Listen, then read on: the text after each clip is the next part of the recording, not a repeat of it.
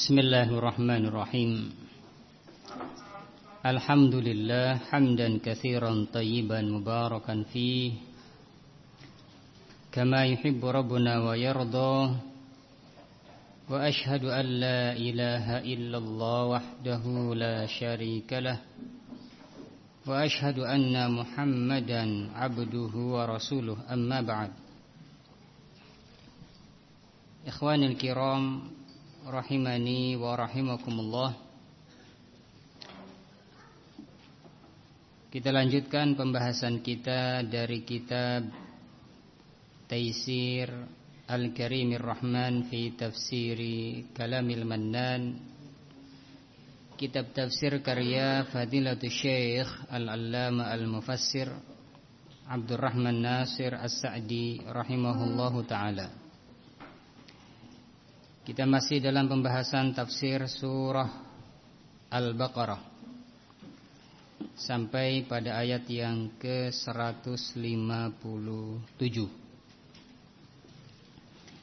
Kita masuk pada ayat yang selanjutnya, yaitu ayat yang ke-158 dari surat Al-Baqarah. Qala Allah tabaraka wa ta'ala, Inna as-safa wal marwata min sya'airillah faman hajjal baita aw i'tamara fala junaha alaihi ay yattawwafa bihima wa man tatawwa'a khairan fa innallaha syakirun alim. Sesungguhnya Bukit Safa dan Bukit Marwah termasuk dari bagian syiar-syiar Allah. Maka barang siapa yang melakukan haji ke Baitullah atau melakukan ibadah umrah, maka tidak ada dosa atasnya untuk melakukan sa'i di antara keduanya, yaitu di antara Bukit Safa dan Bukit Marwah.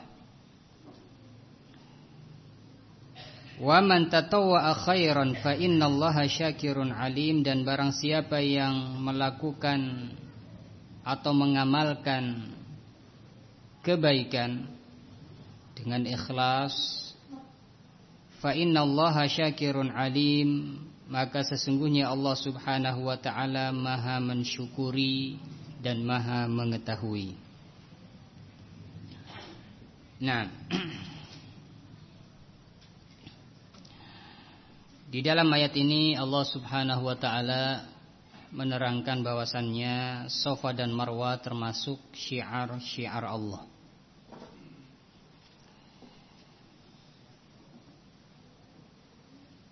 Maka barang siapa yang melakukan haji ke Baitullah atau umrah, maka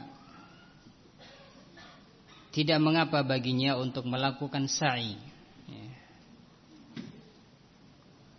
Ini untuk menghilangkan rasa berat atau prasangka sebagian kaum muslimin yang mereka berat melakukannya karena dahulu di tempat tersebut diibadahi dari selain Allah subhanahu wa ta'ala, sesembahan-sesembahan dari selain Allah subhanahu wa ta'ala, dari berhala-berhala pada zaman jahiliyah ada di situ, sehingga mereka masih ragu untuk melakukan sa'i antara Safa dan Marwah. Maka ayat ini menghilangkan keraguan itu. Artinya siapa yang haji atau umrah silahkan, jangan ragu, jangan berat untuk melakukan sa'i antara Safa dan Marwah. Dan bahkan keduanya adalah termasuk syiar-syiar Allah, yang dimana sa'i di antara keduanya termasuk salah satu rukun dari rukun-rukun haji dan umrah.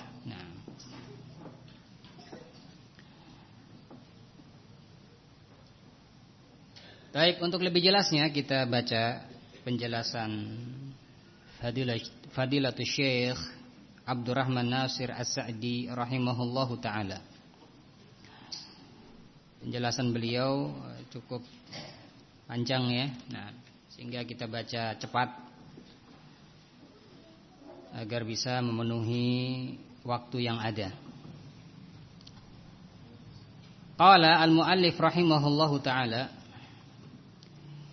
yukhbiru ta'ala anna Safa wal Marwata wa huma ma'rufan min sya'airillah. Allah Subhanahu wa taala mengkhabarkan bahwasannya Safa dan Marwah keduanya ma'rufan, sudah dikenal bahwa keduanya adalah termasuk dari bagian syiar-syiar Allah. Ai a'lamu dinihi adh-dhahirah, yaitu tanda-tanda agamanya, agama Allah, adh-dhahirah yang nampak. Tanda-tanda dari agama Allah Subhanahu wa taala yang nampak, terlihat. Allati ta'abbadallahu biha ibaduh, yang hamba-hamba Allah beribadah kepada Allah dengan syiar ini, yaitu dengan Safa dan Marwah, yaitu melakukan sa'i di antara keduanya. Wa idza kana min sya'airillah, maka apabila kedua bukit ini adalah termasuk dari syiar-syiar Allah, faqad amara Allah bi ta'zimi sya'airih, maka Allah telah memerintahkan kepada kita untuk mengagungkan syiar-syiarnya. Faqala, maka Allah berfirman, wa man yu'azzim sya'airallah fa innaha min taqwal qulub. Maka dan barang siapa yang mengagungkan syiar-syiar Allah, maka itu muncul dari ketakwaan hati. Fadalla majmu'un nassain, maka dua nas ini, dua ayat tadi, inna Safa wal Marwata min sya'airillah, dan ayat wa may yu'azzim sya'airallah fa innaha min taqwal qulub. Dua ayat ini menunjukkan annahuma min sya'airillah, bahwasannya Safa dan Marwah itu adalah syiar-syiar Allah, wa anna ta'zima sya'airih, dan bahwasannya mengagungkan syiar-syiar Allah min taqwal qulub, termasuk dari ketakwaan hati. Mengagungkan syiar-syiar Allah, nah itu muncul dari ketakwaan yang ada di dalam hati. Baik. Maka wajib bagi kita untuk meyakini bahwasanya Safa dan Marwah adalah syiar-syiar Allah, dan wajib bagi kita untuk mengagungkan syiar ini. Wa taqwa wajibatun ala kulli mukallaf, dan ketakwaan hukumnya wajib bagi setiap yang mukallaf,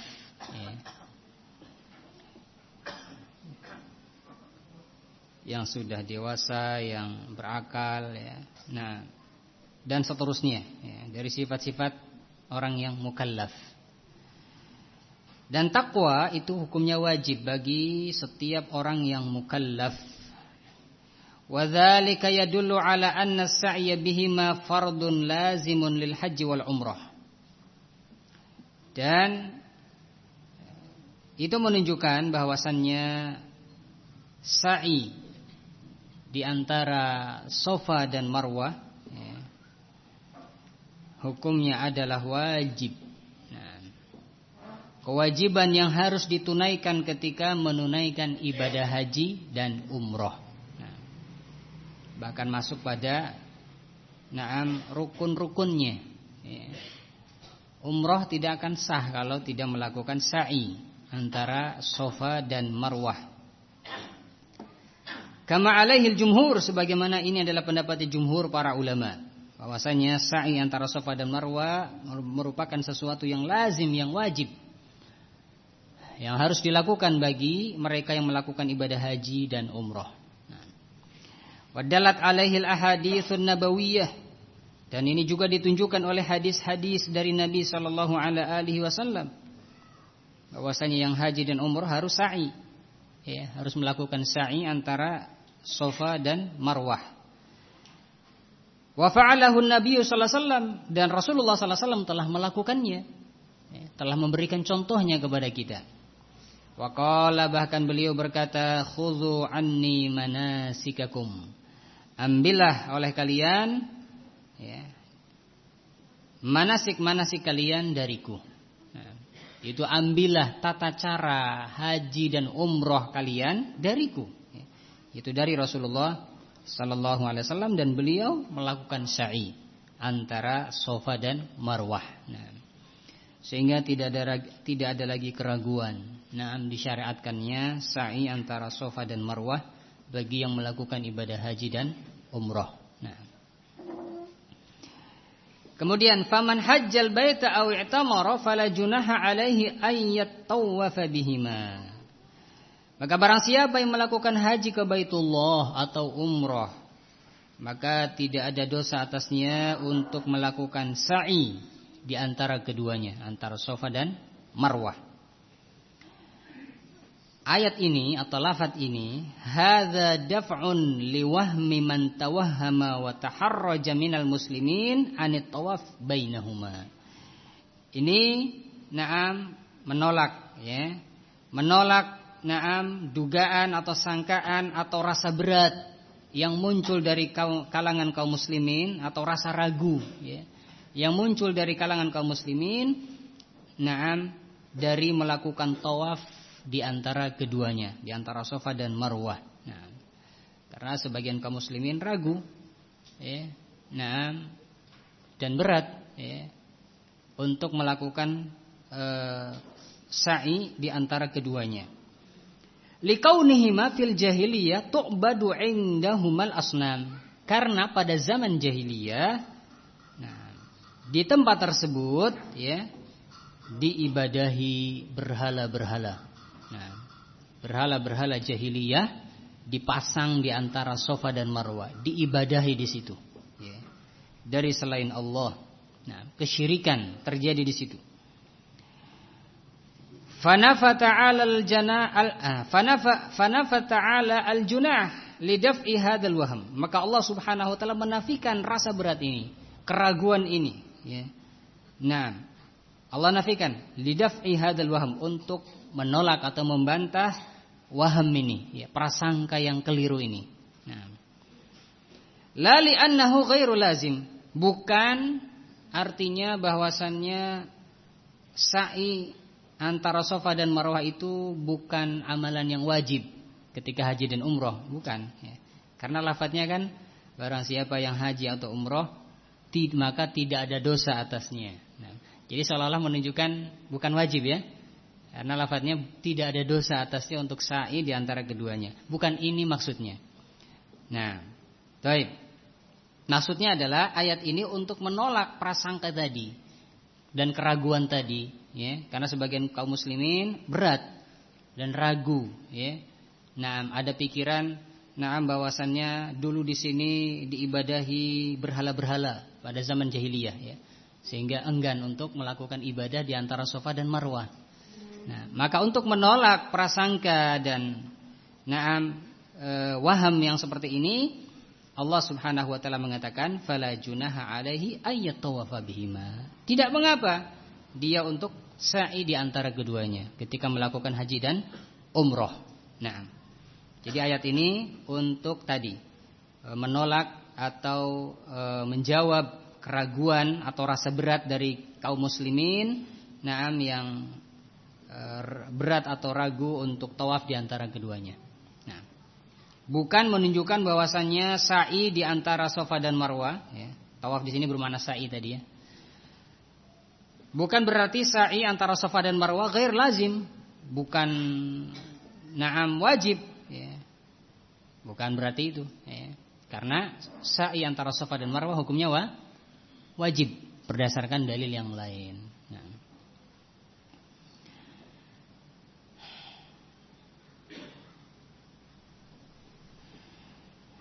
Kemudian wadalla taqyidun nafil junah fi man tatawwafa bihi ma fil haji wal umrah annahu la yatatawwa' bis sa'yi mufradan illa ma'an dimamihi li hajjin aw umratin.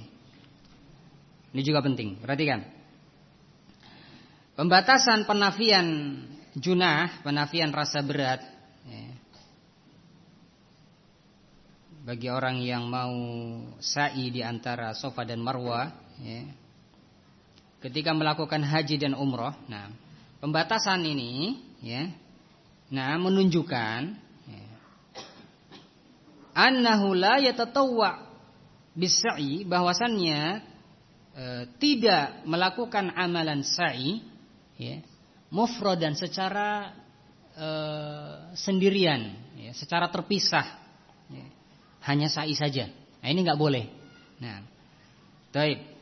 La yatatawwa bis-sa'i mufradan illa ma'an dimamihi hajjin aw umrah. Nah, tidak boleh melakukan sa'i secara bersendirian, terpisah.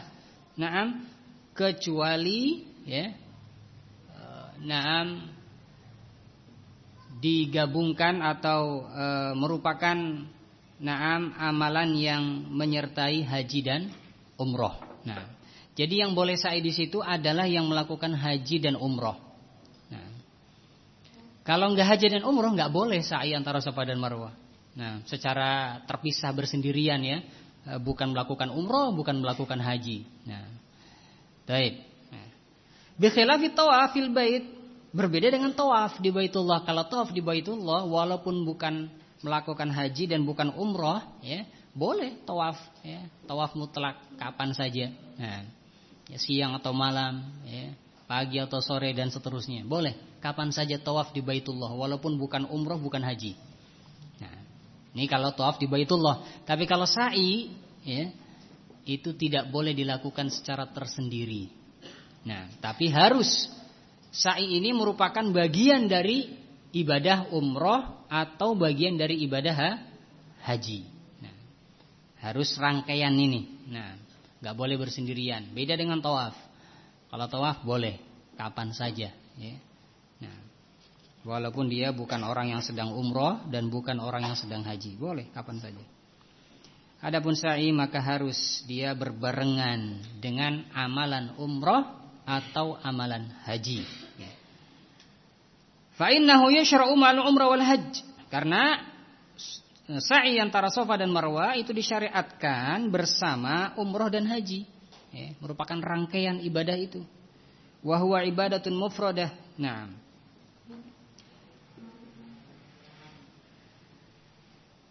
tawaf, ya. Tawaf itu disyariatkan, nah, bersama ibadah umroh dan haji, ya. Wa huwa ibadah mufradah, yaitu tawaf di Baitullah itu merupakan ibadah yang tersendiri.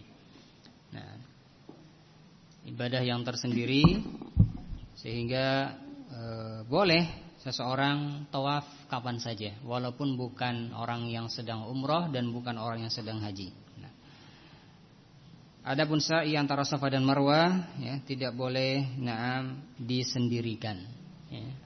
Harus berbarengan dengan, naam, umroh atau haji, ya, karena itu merupakan rangkaian ibadah umroh dan rangkaian ibadah haji.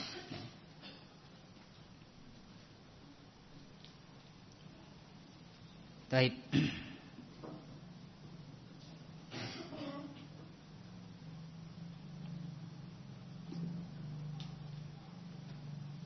Jadi makna tidak ada dosa atas kalian untuk sa'i di antara keduanya. Nah, ini bagi yang haji dan umroh. Nah, ya, bagi haji dan umroh. Nah, adapun yang tidak haji dan tidak umroh nggak boleh sa'i antara Safa dan Marwah. Nah, kemudian, fa amma sa'i wal wuquf bi Arafah wa Muzdalifah. Adapun sa'i, ya, dan juga wukuf di Arafah dan naam di Muzdalifah, ya. Tiga amalan ini, wa ramyul jimar, kemudian melempar jimar, ya, melempar batu, ya.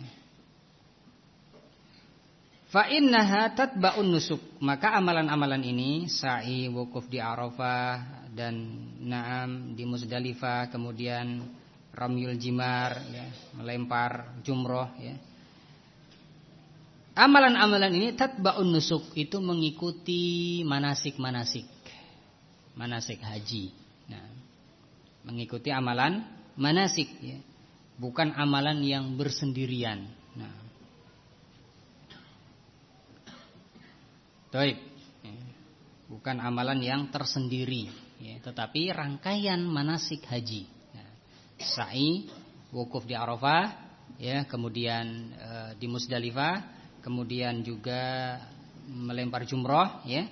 Nah, ini adalah amalan-amalan yang mengikuti manasik haji. Bukan amalan-amalan yang mufradah yang berdiri sendiri, bukan. Falau fu'ilat ghairu tabi'atin linnusuk, kalau amalan-amalan tadi dilakukan bukan dalam rangka mengikuti manasik haji, ya, bukan di bulan haji, ya. Nah, dan bukan manasik haji, bukan rangkaian ibadah haji, kanat bid'ah, maka amalan ini bid'ah, ya. Misalkan mau wukuf di Arafah, kapan? Tanggal 10 Muharram misalkan. Mestinya wukuf di Arafah tanggal berapa? 10 Dzulhijjah. Nah, baik. Tetapi dia tanggal berapa? Tanggal 9, afwan, ya, tanggal 9. Nah, tanggal 9 Dzulhijjah. Ya, tapi dia wukuf di Arafah tanggal 10 Muharram misalkan, ya. Atau mumpung kesinilah, ya, mau wukuf seharian di Arafah. Lah, ini amalan bid'ah. Nah, kenapa? Karena wukuf di Arafah ini amalan yang merupakan rangkaian ibadah haji, bukan amalan yang berdiri sendiri. Nah, demikian pula melempar jumroh, ya. Nah, nggak boleh berdiri sendiri, mumpung kesana melempar jumroh misalkan. Lah, melempar jumroh ini adalah amalan rangkaian ibadah haji. Nah, kalau dilakukan secara tersendiri, ya, nah, tanpa mengikuti rangkaian manasik haji, maka amalan ini bid'ah. Nah, li'anal bid'ata naw'an, karena kebid'ahan itu ada dua macam. Nau'un yuta'abbadu lillahi bi'ibadah lam yashra'ha aslan. Yang pertama adalah jenis kebid'ahan yang na'am Allah taib nau'un yuta'abbadu lillahi bi'ibadah lam yashra'ha aslan. Yang pertama adalah jenis yang Allah diibadahi dengan suatu ibadah, ya, yang ibadah itu tidak disyariatkan oleh Allah, maka ini bid'ah, ya. Nah, ringkasnya, jika seseorang melakukan ibadah, ya, yang ibadah itu tidak disyariatkan oleh Allah, ya, maka ini adalah bid'ah. Nah, wa nau'un yuta'abbadu lahu bi'ibadah qad syara'aha ala sifatin makhsusah fatuf'alu ala ghairi tilka sifah wa hadha min. Yang kedua dari jenis bid'ah adalah jenis yang Allah diibadahi dengan suatu ibadah, ya, yang telah Allah syariatkan dengan cara yang khusus. Jadi Allah diibadahi dengan suatu ibadah, yang ibadah ini telah disyariatkan oleh Allah dengan cara yang khusus, tetapi ibadah tersebut dikerjakan bukan dengan cara yang khusus tersebut, bukan dengan cara yang ditentukan tersebut. Nah, mahum, ya? Wahada minhu, dan ini, ya, nah, kalau melakukan wukuf di Arafah secara bersendirian, bukan merupakan mengikuti amalan ibadah haji, ini merupakan bagian bid'ah yang sejenis ini, ya. Nah, jadi amalan yang Allah syariatkan dengan cara yang khusus, nah, tetapi dilakukan, ya, atau dikerjakan bukan atau tidak sesuai dengan cara itu. Seperti wukuf di Arafah, ini amalan yang disyariatkan, ya, disyariatkan. Nah, Allah diibadahi dengan amalan ini. Nah, tetapi Allah mensyariatkan wukuf di Arafah ini sesuai dengan cara-cara yang khusus. Allah syariatkan dengan cara-cara yang khusus, yaitu apa? Wukuf di Arafah harus di tanggal 9 Dzulhijjah. Nah, baik. Ketika wukuf di Arafah ini amalan yang Allah syariatkan, nah, tetapi dilakukan tidak sesuai dengan cara yang sebenarnya, ya, maka amalan tersebut menjadi bid'ah. Nah, misalkan tadi wukuf di Arafah tanggal 10 Muharram misalkan, atau tanggal 10 Syawal misalkan, ya. Wukuf di Arafah lah, maka amalan ini bid'ah. Nah, kenapa? Bukan karena amalan wukuf di Arafah itu adalah kebid'ahan, tetapi dia dilakukan bukan pada waktunya. Nah, tidak pada waktunya. Nah, bukan dengan cara yang benar. Nah, karena cara yang benar dalam wukuf di Arafah adalah pada tanggal 9 Dzulhijjah, yang dimana wukuf ini mengikuti amalan manasik haji. Nah, mafhum ya? Nah. Baik.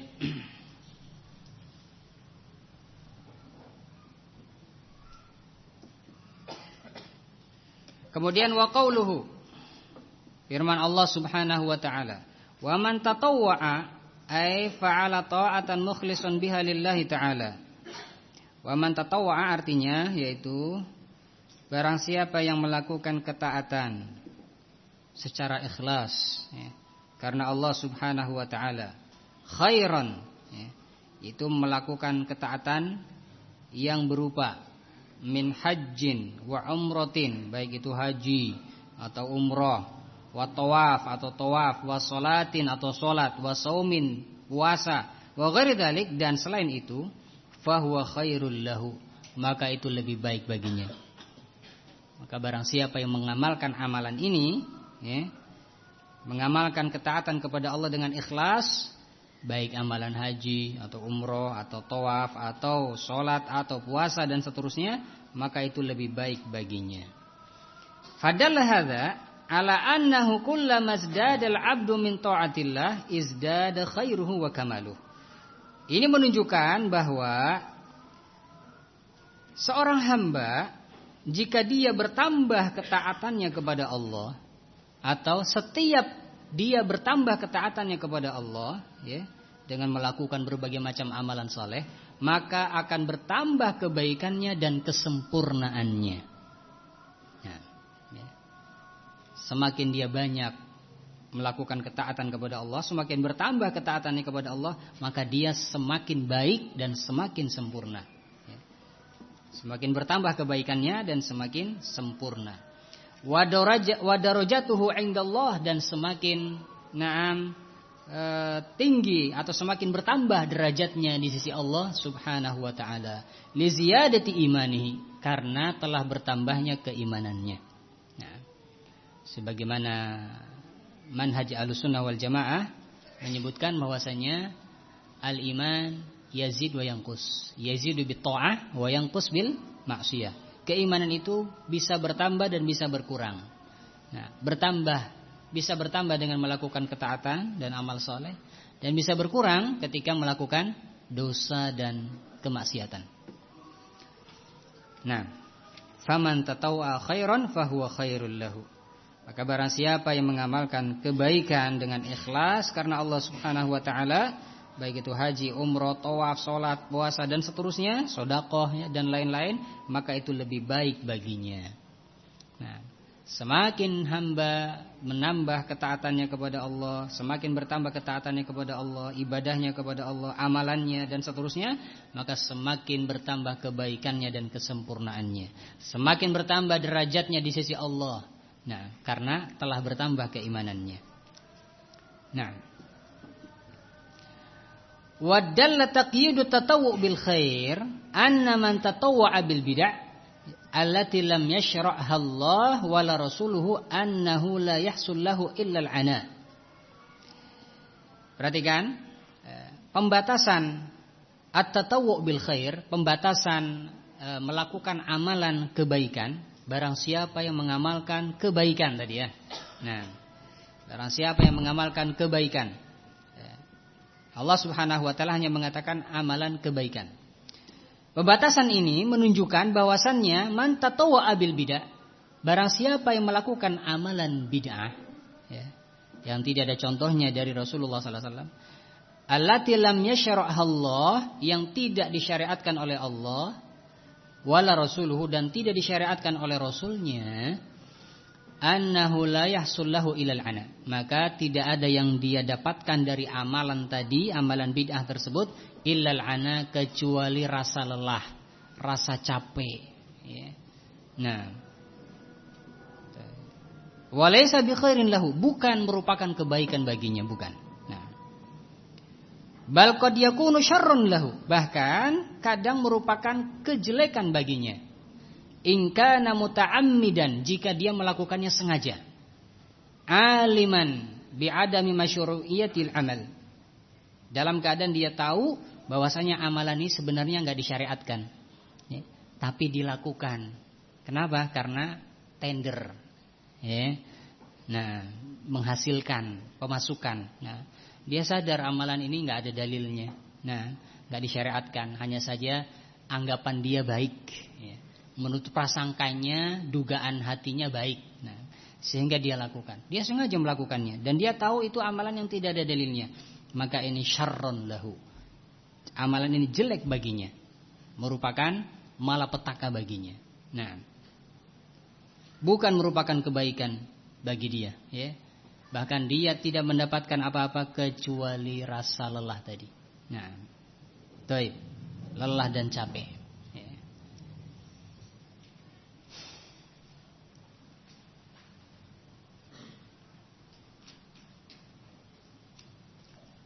Baik.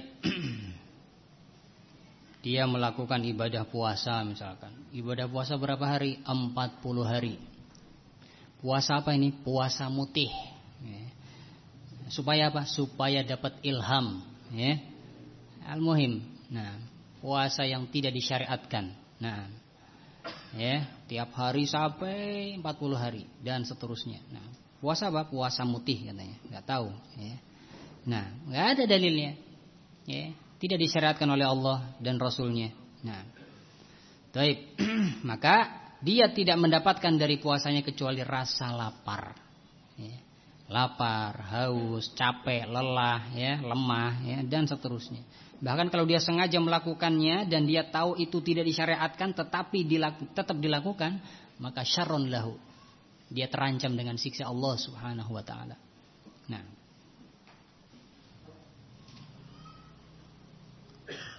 maka seorang hamba hendaknya mencukupkan apa yang datang dari Allah dan Rasulnya. Apa yang datang dari Allah dan Rasulnya itu dilakukan, dikerjakan. Yang tidak datang dari Allah dan Rasulnya jangan dikerjakan, karena akan membawa malapetaka, ya.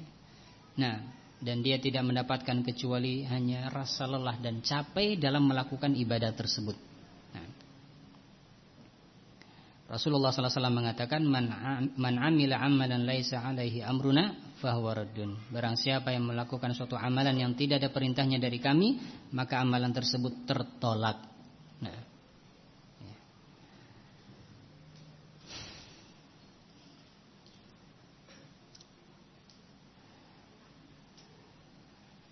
Baik.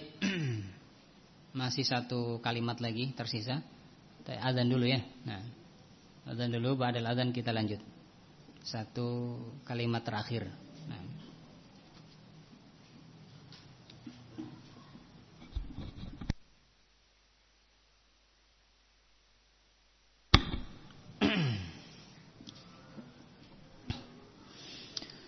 Baik, kita lanjutkan. Qala ta'ala fa innallaha syakirun alim.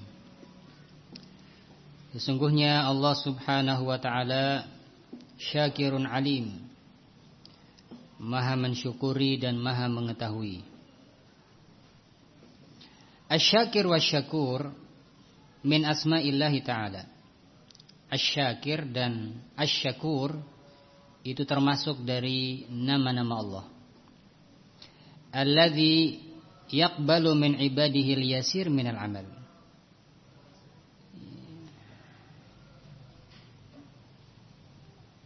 Yaitu Allah yang menerima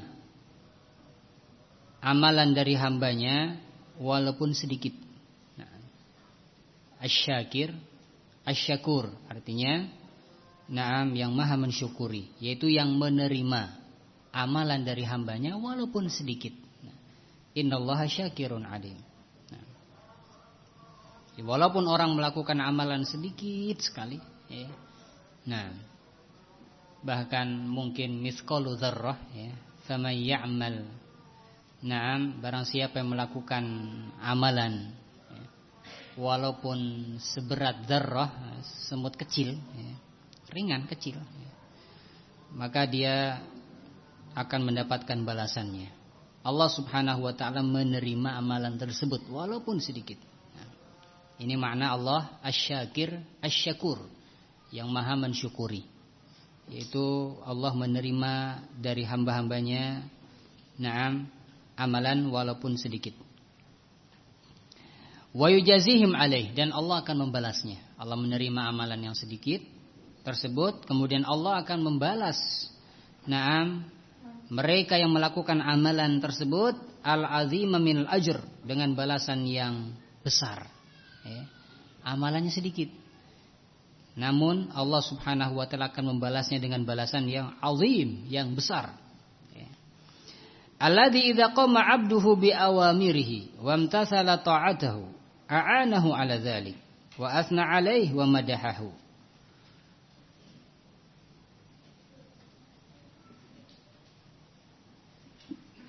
Yaitu yang apabila seorang hamba menjalankan perintah-perintah Allah dan menjalankan ketaatan kepada Allah, ya, maka Allah Subhanahu wa ta'ala akan menolongnya. Nah,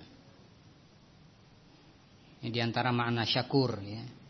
Allah maha mensyukuri, ya. Itu Allah yang menerima amalan hamba-hambanya walaupun sedikit dan akan membalasnya dengan balasan yang besar. Nah, dan Allah Subhanahu wa ta'ala akan menolongnya.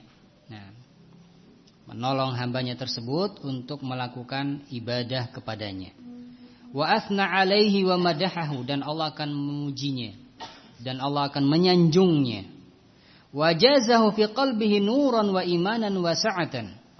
Bahkan Allah Subhanahu wa ta'ala akan membalasnya dengan memberikan cahaya dan keimanan dan rasa lapang di dalam hatinya.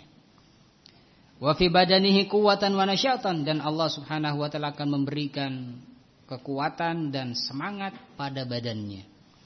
Wa fi jami'i ahwalihi ziyadata barakatin wa nama, dan Allah Subhanahu wa ta'ala akan memberikan tambahan barokah, ya, dan na'am, terus bertambahnya barokah tersebut fi jami'i ahwalihi, dalam segala kondisinya, dalam keadaan apapun.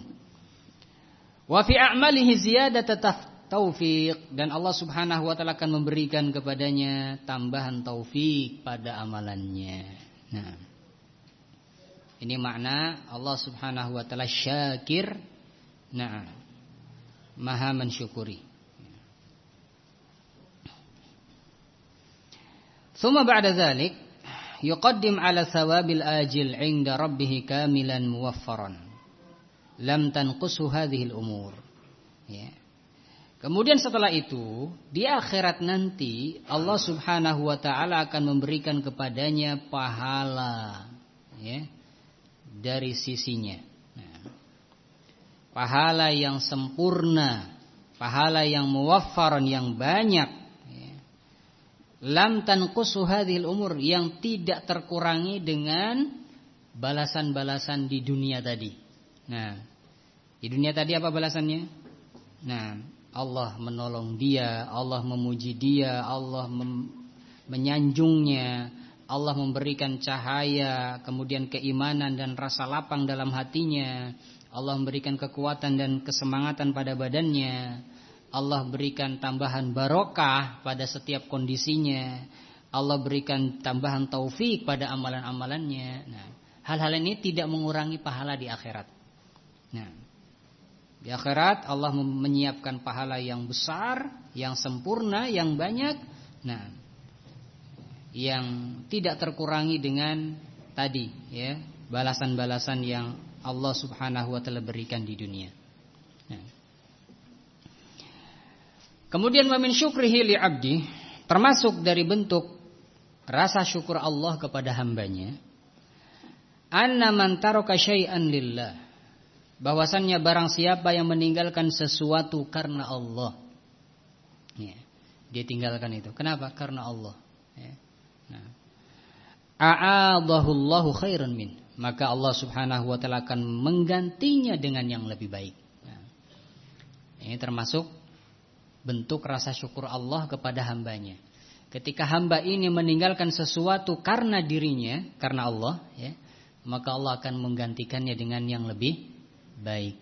Nah, sebagaimana sabda Rasulullah sallallahu alaihi wasallam, "Man taraka syai'an lillah awadahullahu khairan min." Barang siapa yang meninggalkan sesuatu karena Allah, maka Allah Subhanahu wa taala akan menggantinya dengan yang lebih baik. Nah. Baik. Misalkan dia merupakan salah satu karyawan bank misalkan, ya. Gaji Masya Allah, ya. Nah, bukan puluh juta, ratus juta, ya, misalkan sebulannya, ya. Nah, ternyata dalam perjalanannya mengenal dakwah Ahlussunnah, ya. Kemudian dia mengetahui bahwasannya riba itu haram.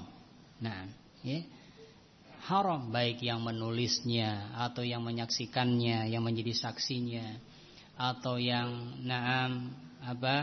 yang mengantarnya dan seterusnya. Nah, semuanya berdosa. Ya. Baik. Dan dia mengetahui bahwasannya seringan-ringan dosa riba adalah seperti seorang anak menyetubuhi ibu kandungnya sendiri. Ya. Nah, ini seringan-ringan dosa riba. Ya, dia tahu, ya, hukumnya riba, sehingga dia meninggalkan itu semua. Nah, meninggalkan gaji yang ratusan juta tadi. Nah, ya, ditinggalkannya. Nah, dia keluar. Dia harus mengarungi hidup yang baru.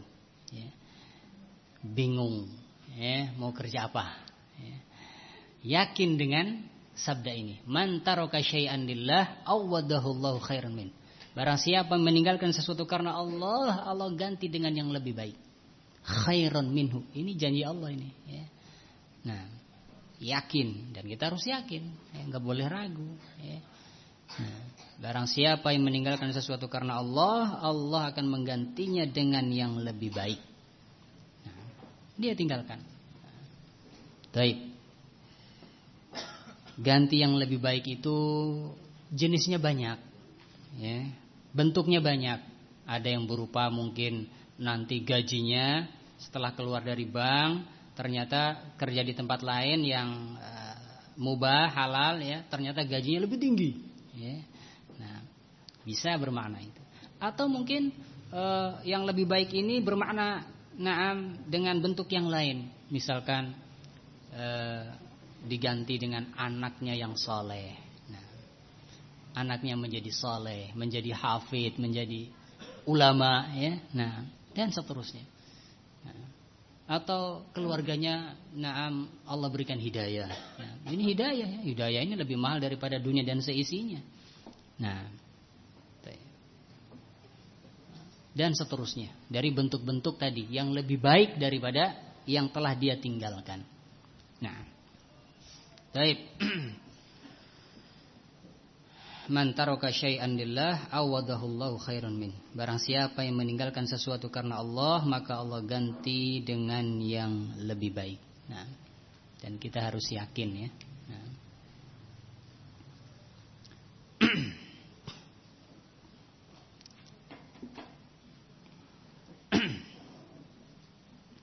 Kemudian wa man taqarraba minhu shibran taqarraba minhu dhira'an, ya. Termasuk daripada bentuk rasa syukur Allah kepada hambanya. Nah, jika seorang hamba mendekat kepada Allah satu jengkal, ya, maka Allah akan mendekat kepadanya satu hasta. Wa man taqarraba minhu dhira'an taqarraba minhu ba'. Dan barang siapa yang mendekat kepada Allah satu hasta, maka Allah akan mendekat kepadanya satu depa. Wa man atahu yamshi atahu harwalah. Dan barang siapa yang mendatangi Allah dengan berjalan, maka Allah akan mendatanginya dengan harwalah, lari-lari kecil. Ya. Wa man amalahu, dan barang siapa yang bermuamalah dengan Allah, ya, rabbaha alaihi ad'afan mudha'afah, maka Allah akan memberikan keuntungan kepadanya ad'afan mudha'afah, yang berlipat-lipat ganda. Baik.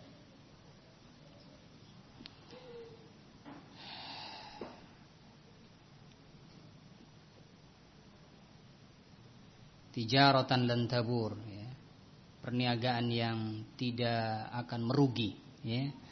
Nah, ketika seseorang bermuamalah dengan Allah, nah, ya, misalkan dia mensedekahkan hartanya, ya, nah, di jalan Allah. Ini bermuamalah dengan Allah ini, ya. Karena dia serahkan, nah, hartanya di jalan Allah. Dia infakkan di jalan Allah. Rabbaha alaihi ad'afan mudha'afah. Allah berikan keuntungan kepadanya, nah, mudha'afah, berlipat-lipat ganda. Nah, berlipat ganda yang sangat banyak. Nah.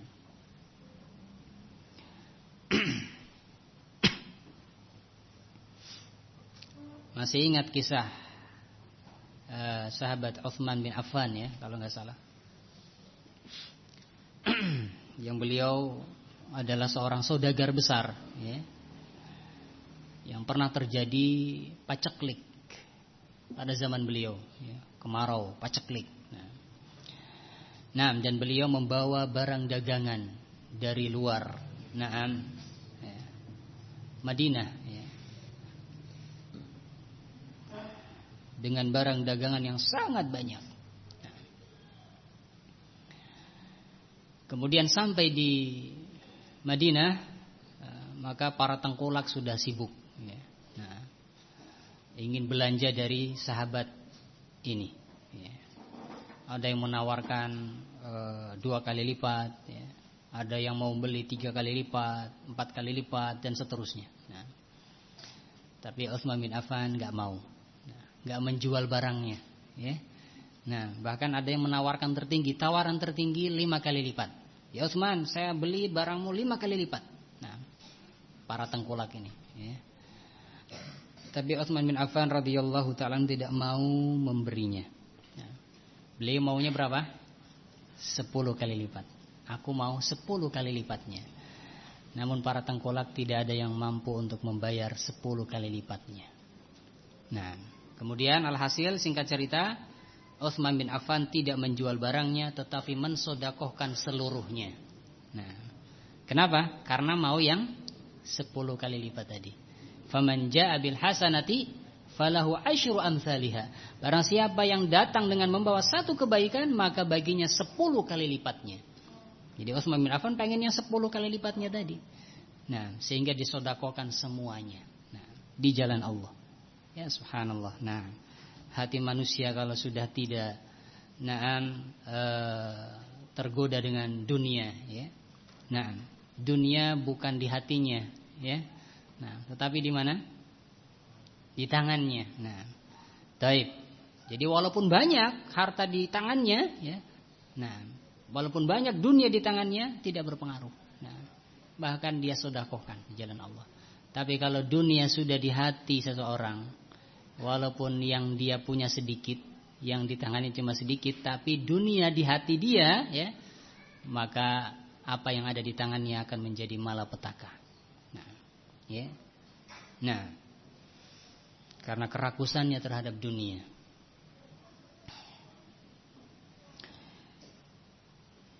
Baik.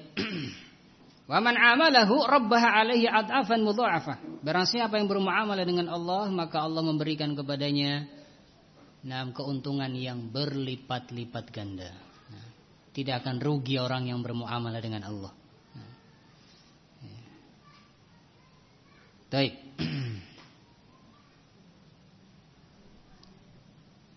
Ini diantara makna atau bentuk rasa syukur Allah kepada hamba-hambanya. Wa ma'a annahu syakirun fahuwa alimun biman yastahiqqu tsawabal kamil. Di samping Allah Subhanahu wa taala syakir, ya, Maha mensyukuri, maka Allah Subhanahu wa taala juga alim. Fa innallaha syakirun alim. Sesungguhnya Allah Maha mensyukuri dan Maha mengetahui. Allah Subhanahu wa taala Maha mengetahui man yastahiqqus tsawabal kamil. Allah Maha mengetahui siapa yang berhak untuk mendapatkan pahala yang sempurna tersebut. Bihasabi niyyatihi wa imanihi wa taqwa. Itu semua tergantung niatnya, niat hamba. Ya, tergantung keimanannya, tergantung ketakwaannya. Nah. Ya. Mimman laisa kadzalik. Allah Subhanahu wa taala mengetahui siapa yang berhak mendapatkan pahala yang sempurna ini dari yang tidak berhak. Nah, Allah tahu siapa yang paling berhak untuk mendapatkan pahala yang sempurna ini. Nah, dan ini semua masing-masing tergantung niatnya, keimanannya dan ketakwaannya. Alimun bi a'malil ibad. Allah Subhanahu wa taala Maha mengetahui amalan para hambanya. Fala yudayyuha, Allah tidak akan menyia-nyiakan amalan hamba sedikit pun. Allah Maha mengetahui. Ya, walaupun hamba tersebut melakukan amalan tersebut di tempat yang tertutup, enggak terlihat orang, gelap dan seterusnya, ya, Allah Maha mengetahui amalan seorang hamba. Nah, walaupun amalan hamba tersebut hanya sedikit, ya, ringan, ya, tapi Allah Subhanahu wa taala Maha mengetahui dan tidak akan menyia-nyiakan amalan tersebut. Nah, ya. Bal yajidunaha awfar makanat. Bahkan dia akan mendapati atau mereka akan mendapati amalannya, lebih banyak daripada amalan asalnya. Nah, ya. Mungkin asalnya dia hanya bersedekah sekian perak, ya, nggak ada harganya, 100 rupiah misalkan, ya, yang dia sedekahkan. Tapi dia akan mendapatkannya nanti aufar makanat, lebih banyak daripada amalan asalnya. Nah, dia akan mendapatkan yang lebih banyak. Nah, dan ini janji Allah Subhanahu wa taala. Ala hasabi niyatihim, tergantung niat dia. Nah, apakah dia ikhlas, ya? Apakah benar-benar murni karena Allah dari amalan tersebut, ataukah ada tendensi-tendensi lain? Ya, tergantung niatnya. Nah, baik. Apakah niatnya ingin dunia akhirat, ataukah niatnya hanya ingin akhirat? Nah, beda ya. Nah, melakukan amalan, tujuannya tadi ingin mendapatkan dunia, juga ingin mendapatkan akhirat. Nah, baik. Dengan orang yang misalkan sholat, ya, murni ingin mendapatkan pahala di sisi Allah. Nah, ya, beda antara orang yang sholat, rajin ibadah, ya, tujuannya untuk mendapatkan kepentingan dunia, tapi juga pengen mendapatkan pahala di akhirat. Nah, beda dengan orang yang murni hanya ingin mendapatkan apa yang ada di sisi Allah Subhanahu wa taala. Jadi tergantung niatnya tadi. Ala hasabi niyatihim, tergantung niat dia. Nah, bisa jadi amalan yang sedikit, karena niatnya ikhlas, ya. Nah, sungguh-sungguh, ya. Nah, karena Allah Subhanahu wa taala, ya. Dan mungkin dia tidak memiliki harta kecuali itu, ya, kemudian dia sedekahkan, ya, maka balasannya besar di sisi Allah Subhanahu wa taala. Sehingga Rasulullah sallallahu alaihi wasallam mengatakan, ittaqun nar walau bisyikki tamrah. Jagalah dirimu dari neraka walaupun bersedekah dengan separuh biji kurma, ya. Nah, separuh biji kurma ini sesuatu yang remeh, ya. Nah, ya, satu kurma saja remeh, ya. Nah, berapa sih separuh kurma harganya? Nah, ini Rasulullah SAW menganjurkan kita untuk bersedekah walaupun dengan separuh biji kurma. Ya, separuhnya sedekahkan, separuhnya dimakan. Nah, ya. Nah, kalau orang tidak memiliki harta kecuali satu biji kurma ini, kemudian dia sedekahkan setengahnya, dia makan setengahnya, ini nilainya bisa jadi lebih besar daripada orang yang punya harta miliaran, ya, dia sedekahkan 2 miliar misalkan. Ya. Nah, lebih besar yang tadi, yang setengah biji kurma tadi. Nah, kenapa? Karena yang punya miliaran ini hartanya triliunan. Ya, tapi yang dia sedekahkan cuma 2 miliar. Tapi ini dia hanya punya 1 biji. Ya, kurma tadi, enggak punya yang lain. Dia sedekahkan setengahnya. Maka lebih besar pahalanya. Nah, jadi tergantung niat dari hamba masing-masing. Allati tala'a 'alaiha al-'alimul hakim, yang Allah Subhanahu wa taala mengetahui, yang al-'alimul hakim, yang Allah Subhanahu wa taala yang Maha mengetahui, yang Maha Hakim, yang melihat amalan-amalan tersebut. Nah, yang melihat apa yang ada dalam hati hamba tersebut. Baik. Yang jelas Allah Subhanahu wa taala tidak akan menyia-nyiakan amalan hamba-hambanya walaupun sedikit. Innallaha syakirun alim. Dan sungguhnya Allah Subhanahu wa taala Maha mensyukuri dan Maha mengetahui. Wallahu taala a'lam bisawab. Selesai dari penjelasan Syekh Abdurrahman Nasir As-Sa'di rahimahullahu taala. Mudah-mudahan bermanfaat. Kurang lebihnya mohon maaf. Subhanakallahumma bihamdik asyhadu an la ilaha illa anta wa astaghfiruka wa atubu ilaik. Walhamdulillahirabbil alamin.